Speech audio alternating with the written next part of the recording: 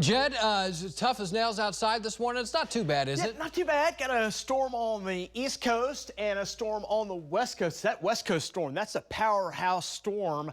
So let's kind of focus in on that. The storm to our east, this is the one that brought our tornadoes and severe weather early this week. It's now the East Coast. It, boy, ravaged the southeast with lots of severe weather. It's now off the East Coast. Still some snow up over the Great Lakes region. But this storm we have on the West Coast, this is what we call a bomb cyclone. The low pressure out of this dropped so low out in the Pacific, it would be considered a Category 3 hurricane just based on pressure. And that's incredible. But the winds weren't that strong. It's a mid-latitude storm, so you can't get the same kind of strength like a hurricane. But it just tells you how strong, how powerful, and how deep and low that pressure was. That's why you call it a bomb cyclone, because it bombs out, gets really low, and it creates all those crazy conditions. You see the yellow highlighted areas? Those are high wind warnings. They're expecting winds to be sustained 40, 50 miles per hour, some gusts up over 60. And then you add the mountains to that. Winds are stronger around the mountains. That's going to create some damage. Tornadoes possible in California, and also heavy rain, and in the higher elevations, heavy snowfall. So 1, 2, 3 inches of rainfall, maybe a bit more in some areas, and then also some snowfall of 1 to 2 feet in the mountains. We also have some power outages causing some issues there. 30,000 without power up in Washington State.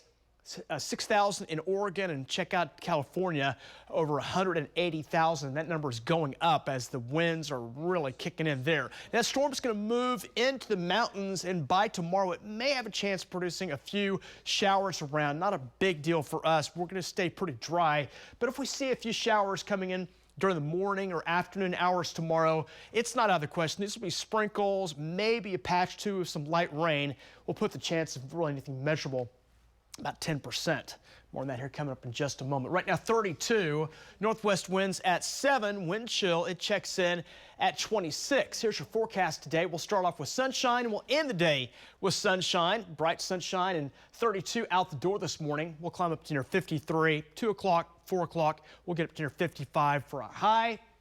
And more of a northwest wind, about 5 to 10 miles per hour on the way here for your Thursday. It's cold this morning, got some 20s, some 30s around. The winds are putting the wind chills down in the teens and 20s right now, so grab a coat. You'll need that out the door this morning. You need the gloves as well.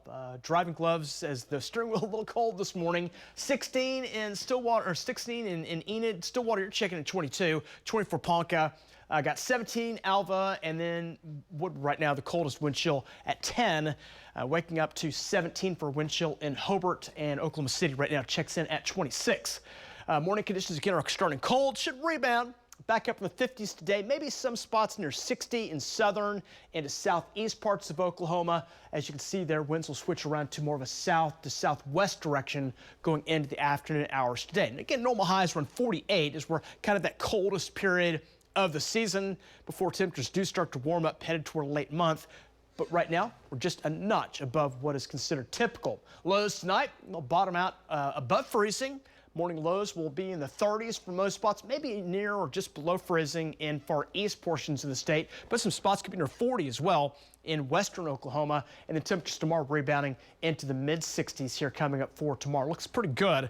Milder forecast all the way, even closing in on 70 out around Guyman. Now the winds will increase tomorrow, and as dry as our pattern is, there will be some fire danger coming up for tomorrow. So wind, some milder temperatures, some lower humidity. Got to watch out for that. If we get a sprinkle or two, possible. Right now, the chances of any rainfall is pretty low, although a few clouds at times, and again, a few little light showers will be possible there. 55 today, 65 or 64 tomorrow. Chance of a sprinkle about 10%. And then back up near 50 on Saturday. It's cooling off a bit there. With enough wind, it's going to feel kind of cold on Saturday. Cold again on Sunday. Rebounding, got some 60s there coming up Monday. Again next Wednesday, a couple cold fronts too. That'll bring some colder air toward the end of the week.